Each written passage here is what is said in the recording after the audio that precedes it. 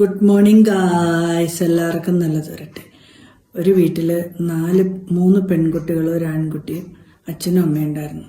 അപ്പം അതിനകത്ത് മൂത്ത പെൺകുട്ടി ഒന്നും പഠിക്കില്ലായിരുന്നു.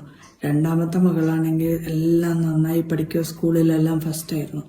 അങ്ങനെ ഈ മൂത്ത ആളും രണ്ടാമത്തെ ആളും കൂടെ വഴക്കുണ്ടാക്കിയപ്പോഴത്തേനും മൂത്ത ആൾ എന്ത് ചെയ്തു, അവളുടെ സയൻസിന്റെ ബുക്കിൽ നിന്ന് ഒരു 10 പേജ് അങ്ങോട്ട് കീറിയെടുത്തിട്ട് പോയി.